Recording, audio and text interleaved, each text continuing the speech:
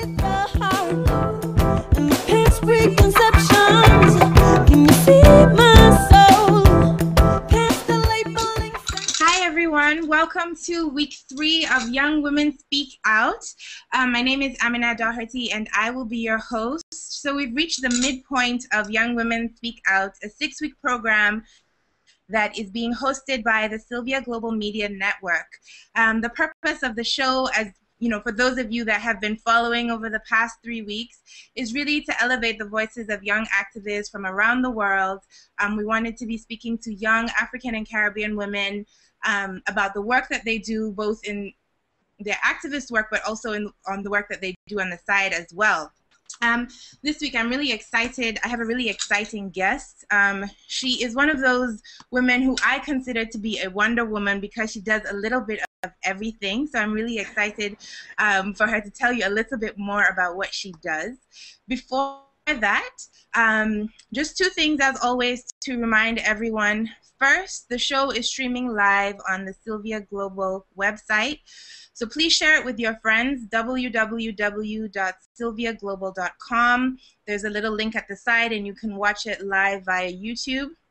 If you happen to miss the show or you would like to rebroadcast the show, share it with your friends later. There will be a podcast uploaded on Blog Talk Radio, and we will be sharing the link with that in the next week or so you can share it then. As always, please stay engaged with the show. I love it when people tweet or send Facebook messages asking questions. We want the conversation to be more than just the 2 of us that are hanging out here, but we want to be hanging out with everyone out there. So you can tweet questions to me at SheRoxLocks, SheRoxLox, using the hashtag YoungWomenSpeakOut. You can also post questions on the Facebook event or in the YouTube link in the comment section, and I will try my best to pick those up during the show. And so we get started. This week, my guest is Nana Darkoa Sekyiamah, and she's very active on Twitter, so please follow her and tweet her as the conversation is going on. Her Twitter handle is @NAS009.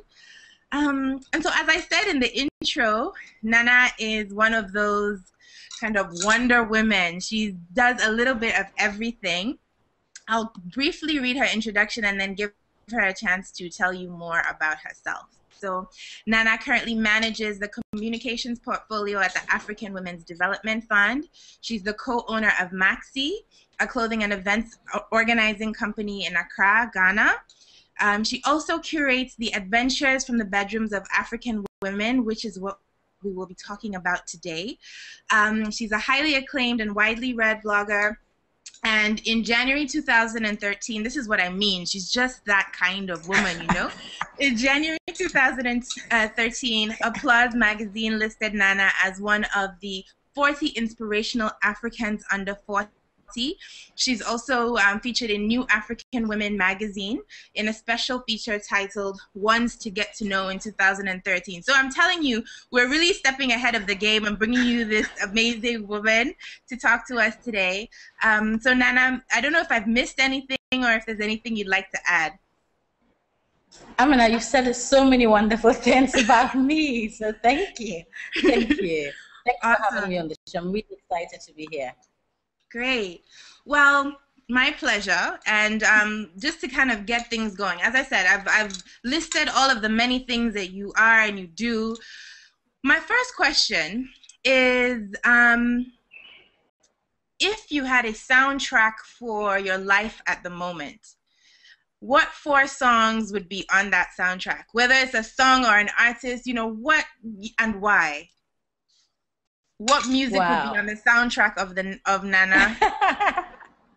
Well, I like a lot of neo soul music. This morning I was listening to Anthony Hamilton and a song he has about collard greens and cornbread. And, you know, he was saying you're eating well like you're preparing for tonight. You know, and of course I had to read sexual innuendos into that's right. And I'm a woman who loves her food. So I definitely felt like, yeah, I can get that down with that. A song that I'm really liking at the moment is a song by Senna Dagadu featuring Mensa, who is, I think, probably my favorite Ghanaian musician. Mm-hmm. They've got a song called Extra Large. And for I me, love it again, it's already. about that overflowing, right? Overflowing of bountiful, of goodness, of everything just going extra large. And I think I like the extra large kind of life, just living life to the full. So that's another song that I have been playing over and over again. I like a song by a Ghanaian artist called Efya, Efya. And she's got a song called Get Away, and she sings about just needing to get in your car and drive away and take a break. And I really believe in getaways and taking time off. So right now I'm actually off work. I took 3 days off, and I've had a bit of my own getaway. So that's another song. Who else am I loving? I love Kianaru's poetry. I think she's got a song called Poetry. And I love that as well. Just I love so much. I love the whole of Mensa's #1 Mango Street. That whole album is my soundtrack. So I think I've given 5, but yes. Well, I think that's really great, because one of the things, as you know, that I've been trying to do with the show is really introduce the listeners and the viewers to artists that they might not ordinarily encounter. So I think you've given us a whole lot of, I will be Googling ones that I haven't heard or I don't know about, although, we have the same taste. So I'm sure, I feel like I know a lot of the ones that you mentioned. So to get started, I know you very well, and in all of the ways you describe yourself, you call yourself an African feminist, as do I. And so one of the things that I was curious to know is what that means to you. I feel like when we talk about feminism, we all come to our feminism in a different way, and it means different things to many of us. So what does being an African feminist mean to you? Being an African feminist means everything to me. It's kind of like my religion. It gives me a framework by which to live my life.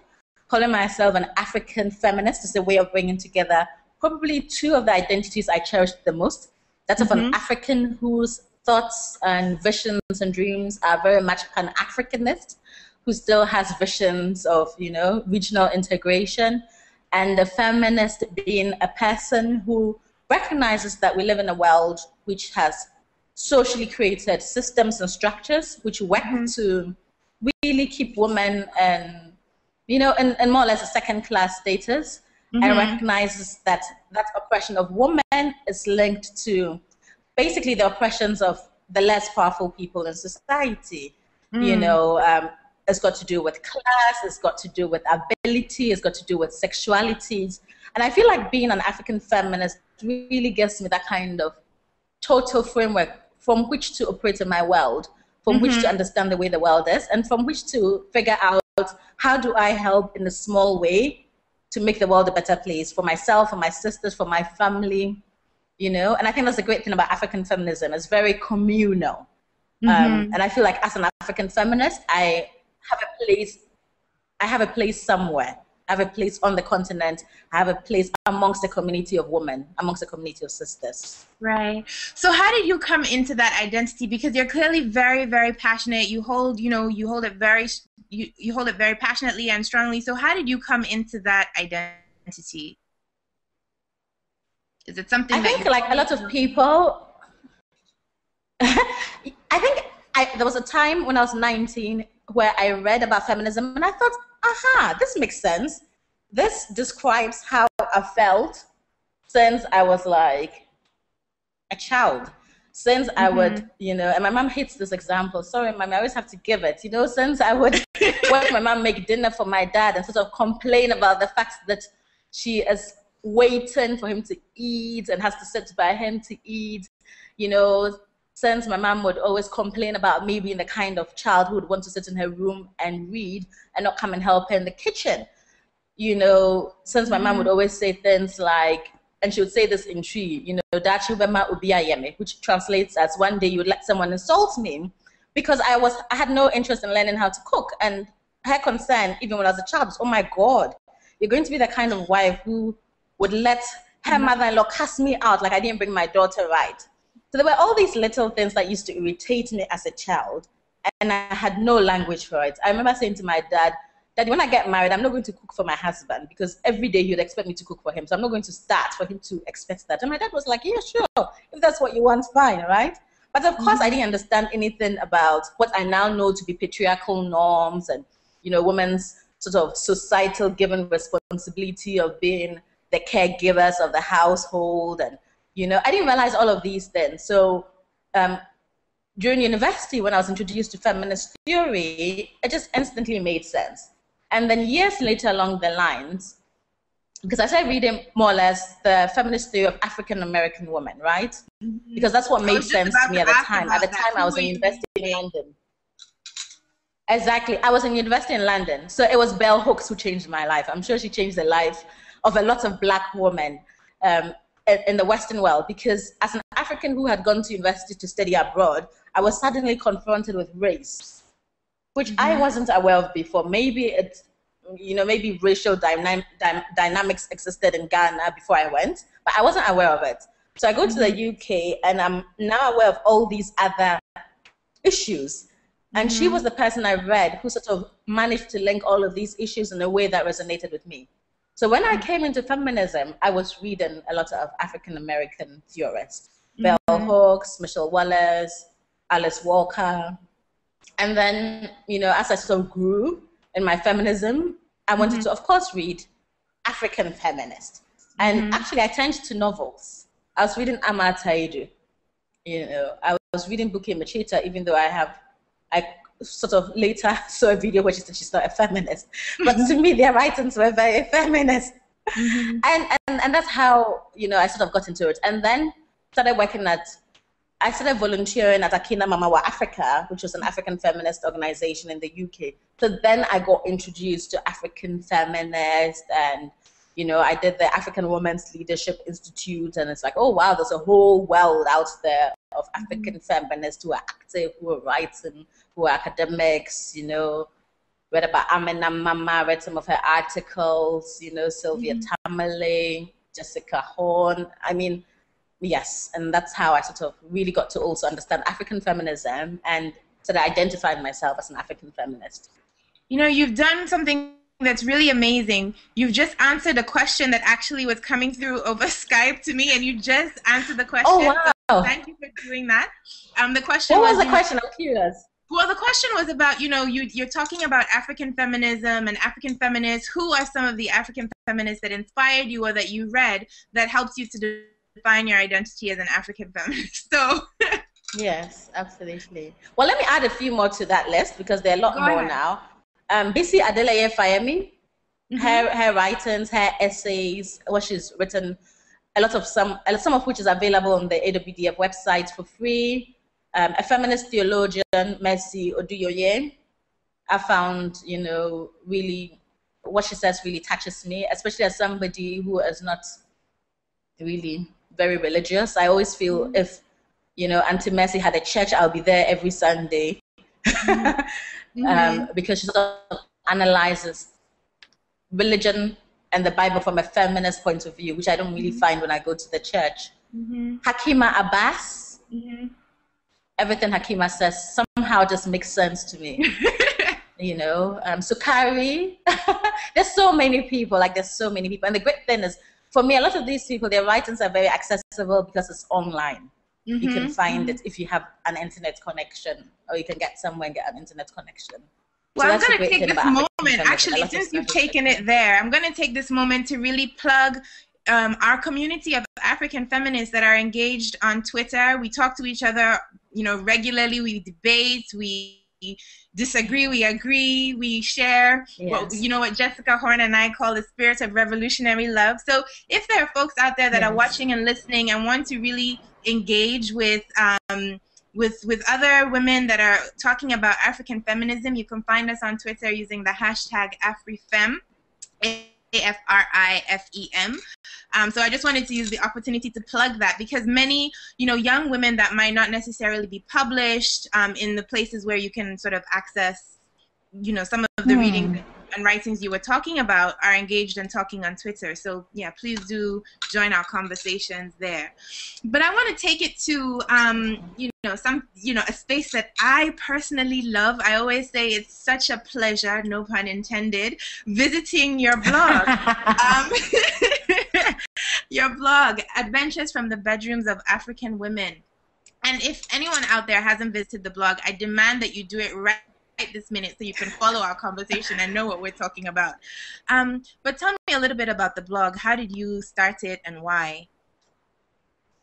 So I'll answer the why first. I started it because I felt there wasn't a space where African women could go and have open and frank and non-judgmental conversations around sex and anything to do with sexuality. And a number of factors came together which led to me starting the blog. So I went on a getaway. I love getaways with a group of girlfriends. And we just ended up having the most open, frank conversations I have ever at the time had around sex. And it was all like we had the same fantasies, we had the same, so have you done this? Oh my God, you did this, oh, what happened? Oh, and it was very sort of open and free flow and non-judgmental. And I just thought, none of us are freaks. We are all very normal. And I thought, well, there must be other people like us then. Okay, so that was one of the factors. And I came back and I spoke to a woman I call my best friend for freaking life. So we call ourselves BFFFL. I love We've known each other since 1994. We went to college together. And, like what we used to do, this was part of our friendship. This was how we had maintained friendship, even though she lived in the States. I'd been in London, coming back to Ghana. It was every so often we used to write ourselves these really long, detailed emails, and even before emails, letters about what was going on in our personal relationships, right? So we almost used to write our adventures to each other. So I came back and I'm like, Malaika, guess what? I went on this trip and we talked about sex and we talked about this and we talked about that. And, I think we should start a blog and we should talk about sex. And she was like, really? I've been thinking the same thing, except I've been thinking, let's write a book. I want to write a book called Adventures from the Bedrooms of African Women. And before that, I'd been saying to her, all these letters we've been doing, we need to turn them into books. And I said, Malaika, if we say we're going to write a book, we're never going to write a book. Let's do the blog. And then later on, we can turn the blog into a book. Yeah. So that was the second factor. And the third was I started blogging for AWDF. And I started going to blogging Ghana meetings. And there was a guy there called Nana Yao Asiedu, the founder of Blogging Ghana, called Kaiser, How to Speak Edu. And they both said to me, why don't you start a blog of your own? And I was like, I've got nothing to blog about. What am I going to blog about? So I had the trip. I'd come back, had a conversation with Malaika and said, let's start a blog. But in the background had been the fact that somebody had said to me, why don't you start a blog? And I just thought, yeah, I'm going to start a blog. And this is what I'm going to talk about. So that's basically how Adventures came to be. So how long has Adventures been around now? 4 years. 4 years, yes. Wow. 4 years, I think. Yeah. So yeah, it's flown by. It has. And recently you won an award, Best Activist Blog in Ghana. And I think that you've also inspired many other blogs that have slowly been popping up. There's Hola Africa and other blogs being led by young African women talking about sex. How does all of this make you feel? How has this adventure changed you? Okay, so can I just sort of toot my own horn and say not only did I win, or not only did Adventures win Best Activist Blog, we also won Best Overall Blog. Wow. So we won 2 blogs. Yes, 2 blog awards, Ghana's first social media awards, which was extremely exciting. And for me, just really kind of powerful. Especially the Best Activist Blog, because I guess my concern had been, I hope people won't think I'm just writing about sex just to, give people nice feelings in their regions below. Even though, of course, I like to give pleasure. There's nothing wrong with that. So for me, that really, I was like, wow, people get that it's activism. And enough people are getting that it's activism that they voted for the blog to win Best Activist Blog. So that really touched me. And of course, winning Best Overall Blog was like the icing on top of the cake.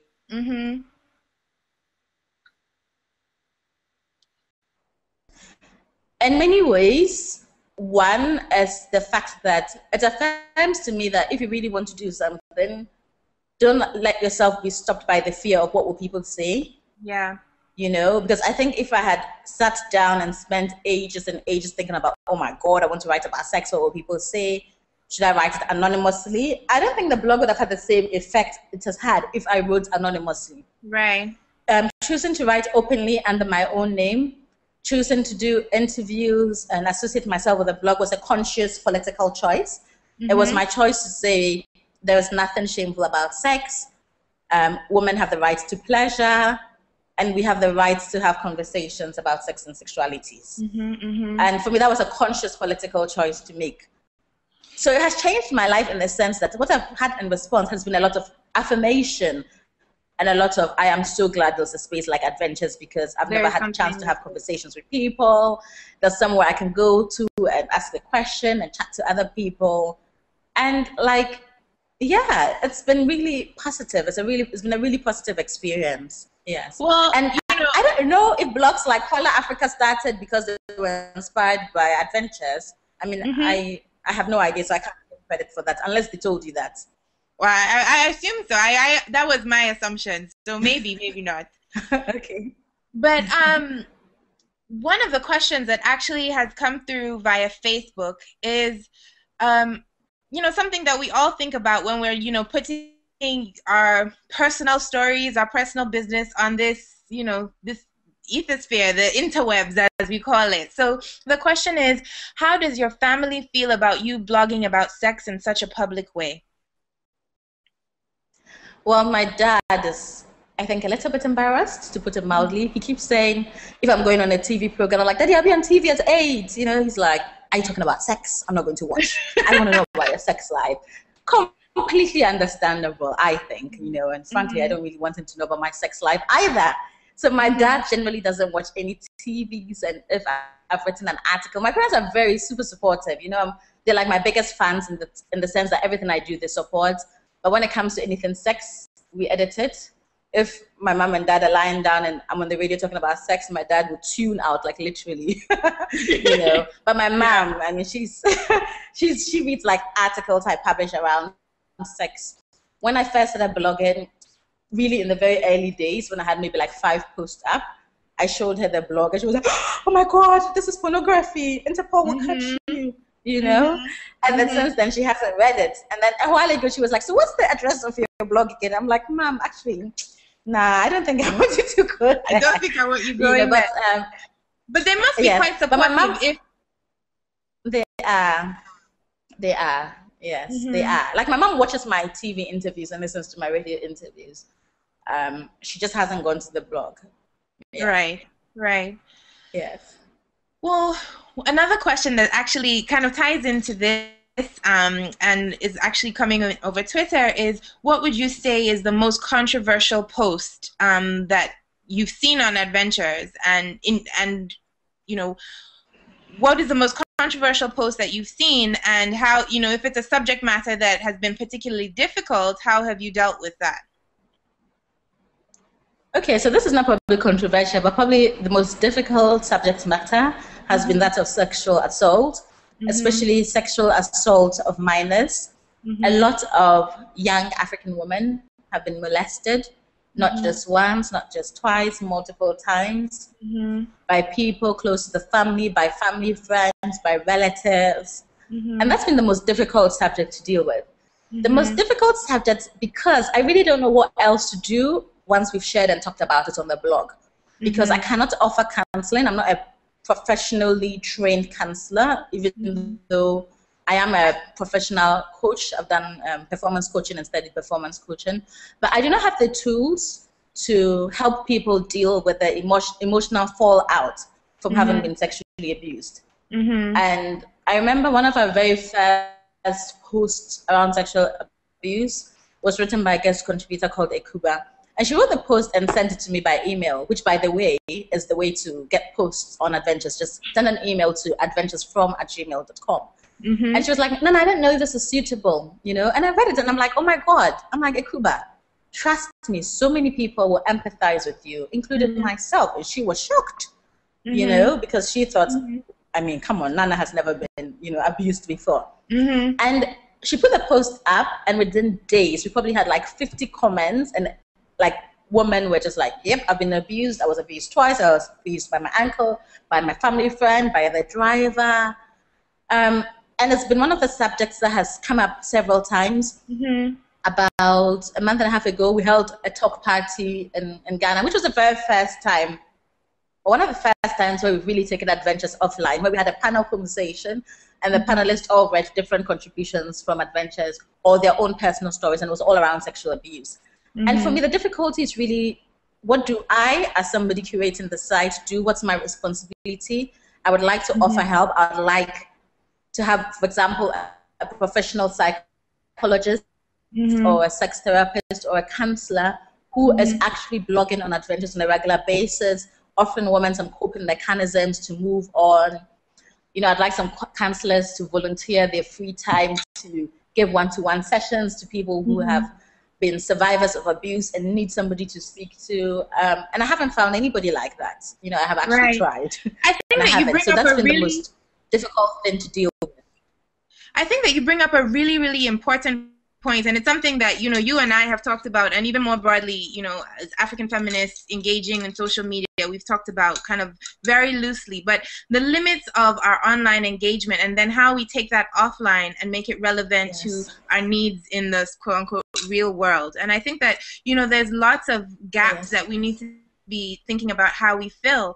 And I think that this also, you know, I feel like because there are so many different organizations working on the continent as well, I feel like it's our responsibility to also push these organizations and to show, you know, these are some of the stories that are coming out, so that they can also open up their own programming, you know, working on, you know, different kinds of issues. I think it's where we bring online engagement and discussion with offline programs and work that's being done on the ground. I think that's a very, very important link that we need to make, and make more strongly, particularly on the continent. So I think that's a hugely important point. Absolutely. Now, you know, I'm not even sure how to shift gear, because I want to try and address all of the many different things that you do. And it was exciting me because I know that you're also a farmer. I know that you also run Maxi, and have done, you know, you do a lot of work with AWDF.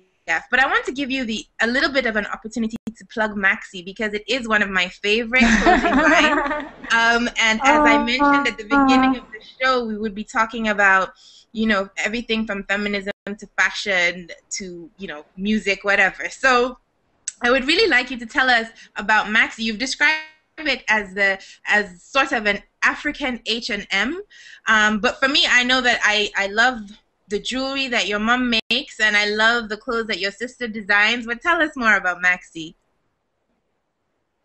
So Maxi is an African fashion label. And when I say African fashion label, I mean a label that uses fabrics from not just Ghana, but across the continent, really, wherever we get really nice African fashion and African fabrics, we incorporate into our clothing. We're just over about 3.5 years old. My sister and I started it.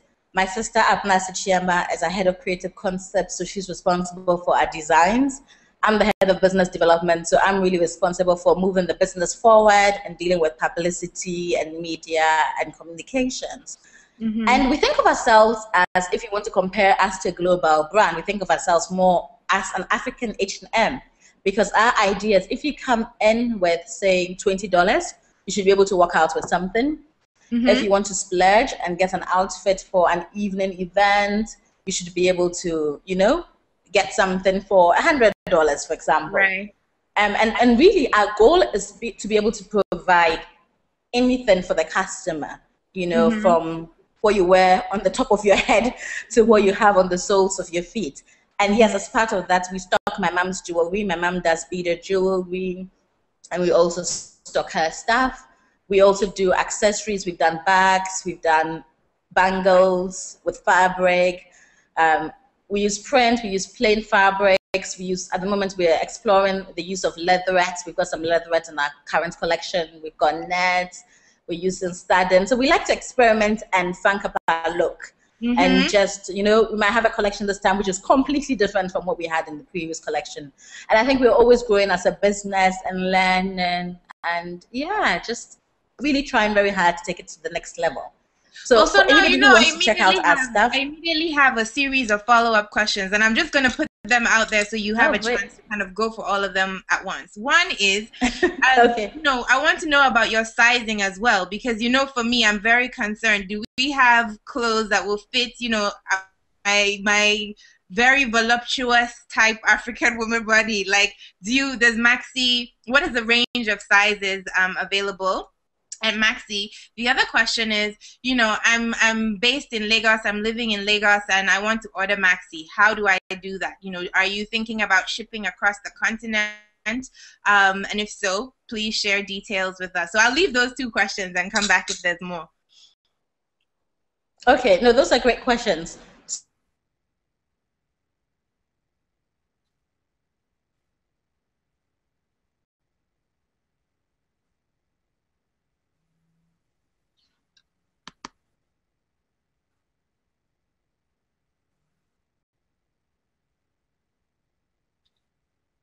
So I think we might have lost Nana for a second. Because my sister and I, we're not like, say that again? Okay, I think we lost you for a second, but you're back with us now. Right, okay. And my sister and I, we're both quite generous women in terms of our own figures, you know, so we do we do provide our clothes in sizes that women of all shapes and sizes can wear. Also, you can actually buy Maxi via online retailers like Ugora, which is www.ugora.com. They stock Maxi and they ship internationally.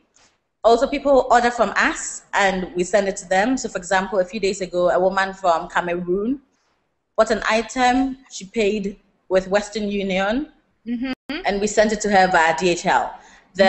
Obviously, the additional expense that people have to bear is the cost of postage and packaging abroad. Right. We do trunk shows in other countries. We've done trunk shows in London, which Amina, you helped us at. You, for example, you had a pop-up for Maxi and Jamaica. We're open to those kind of collaborations with people. We've had events in South Africa. We've had events in New York. You know, I'm one of those, like I'm like a sort of stereotypical African woman, businesswoman. Whenever I go to a conference, I've got clothes in my suitcase. You know, so if you see me anywhere, you want some Maxi, just ask, and I'll whip it out. Yes, and we're working on expanding our presence in Accra. So in Accra, for example, not only are we stocked at Winglo in East Legon, but now from the end of May, we're going to be stocked at Prestige Boutique in Osu and Aya Morrison and Jowolo. So we're really looking at how we expand. And my goal, my big dream for Maxi, is that you'll be able to find us in each region of the continent. Right, right. Well, that's my big dream for Maxi. That's very exciting, and I really had to plug it on here because, you know, as I said, I'm a big Maxi fan and supporter, and you know, I just thought everyone who always asks me, where did you get that dress, or where did you get that really beautiful fascinator or the earrings, you've heard it here first. You can hear for yourself, you know, the voice and the energy behind Maxi. Now, we don't have very much time, but I also wanted to get to something that you and I have talked about a lot, and we both share a love of music. We, you know, are constantly sharing playlists and, you know, recommendations for different artists, which we did right at the beginning. One of the things that has really excited me, looking at the work that you do with the African Women's Development Fund, is the fact that you have a first ambassador for the arts, who is Nneka, a Nigerian artist, who some of you may know, some of you might not, and if you don't, please do look her up. Her music is really, really great. But tell me a little bit about the collaboration with Nneka, AWDF, why it matters to be engaging with African women musicians, with the work that you do around grant making, philanthropy, supporting, you know, African women in different ways. So at the beginning of last year, in 2012, AWDF introduced arts, culture, and sports as a new thematic area. But even though it was a new thematic area. We'd actually been doing work and funding work around the arts through a project we'd had called the Popular Culture Project since 2008. One of the things we had recognized was that a lot of women's rights organizations across the continent had already caught on to the power that the arts hold to change attitudes around gender in a way that policies don't, legislation, doesn't. The arts, music, film has the ability to connect and touch people, I think, in ways that, other tools may not do as effectively. And so we decided to do this as a really sort of conscious part of our work, and to be able to dedicate a lot more resources in terms of staff, in terms of our grant making and capacity building to the arts, culture, and sports. And we thought, one of the ways we can do this and learn quickly is to really work with people who have been doing great work with the arts and themselves and who they are and their art and their use of the art. Use their work as a tool for social change. And I think Nneka is one of those artists who does that really perfectly. Her music is beautiful, she sounds good, and she sings about issues that I think affect African women and generally African people. She sings about the environment, she sings about corruption, she sings about the need for us to change. And, I felt like really we couldn't have a perfect ambassador. And when we approached her, she really wanted to work with African women as well. So it was just a perfect collaboration. And yes, that's how we started working with Nneka. Well, I think that, I love that idea. And as you know, I'm always the one, I think you guys are the ones that always call me the pop culture feminist, because I'm always the one, saying how we engage in with more African women musicians. And just to share, I had this conversation with a Namibian artist last night here in Amsterdam. Her name is Shishani. And she's, very, very interested in getting engaged, particularly with more work around human rights, social justice. Her work, I think, speaks in a similar way to Nneka, speaks to the issue. So, I think that we really need to support these artists that are looking for engagement with the work that our different organizations are doing. So I'm putting it out there. I think we need to do more collaborations and connections like this. So one of the things that I'm interested, though, in is what is the nature of Nneka's role as ambassador? So she talks about AWDF and promotes the work, but what does that engagement look like on a more practical level? The engagement is really, really broad. Like literally, Nneka has said to us, I want to work, and I want to work with my hands. Nneka is a very practical person, so like she's been to Ghana and gone with us to visit our grantee, so she herself can get an understanding of the issues that we're dealing with here. And I think one of the important roles of an ambassador is to be able to speak to the issues, because as an ambassador and as a musician and an internationally acclaimed musician, you get access into spaces that other people will not get access to. So that's part of what she does. She's been to Ghana and run a workshop for women musicians or young women musicians, people looking to be in the arts and looking to become musicians themselves that can make a difference in the world. So she's actually shared her own experience with others. And she literally is, as long as she can create space in her schedule, she'll come and do whatever AWDF asks her to do. I mean, when she came for one of our meetings with us, she'd come here straight from tour and had not had a day off in a year. So her dedication is just there. Right. Well, I think that sounds amazing. And as always, if people want to know more about the work of the African Women's Development Fund, you can visit the website. And there's also information about, the work that Nneka is doing with the African Women's Development Fund, and more broadly about the grants that you give out to different organizations, the ways that you've been supporting capacity building, knowledge production, learning, so many different amazing things, and too much to cover in a short show like this. But I would encourage people to definitely visit the website, awdf.org. That's correct, right, Nana? Yes. That's completely correct, yes. Right. So, and also for those who are interested in African feminism, can we tell them the African Feminist website? Yes, www.africanfeminist.net or .org or .com. Yes. Okay, great. So www.africanfeminist.net. Great. So before we wrap up, I have one last question that I'd like to ask you, and it's, we've talked about you as an activist, as a blogger, your work with a fashion, your fashion business. If you could look back at your journey now, would you do anything differently, and what would that be? I don't really feel I would do anything differently, but I think that's just because one of my life mottos is not to regret anything. So I feel like everything I've been through, everything I've done has served a purpose. So for example, before Maxi, I've had 2 businesses that I would say in the long run failed, but that's helped me to run Maxi better because I had those experiences.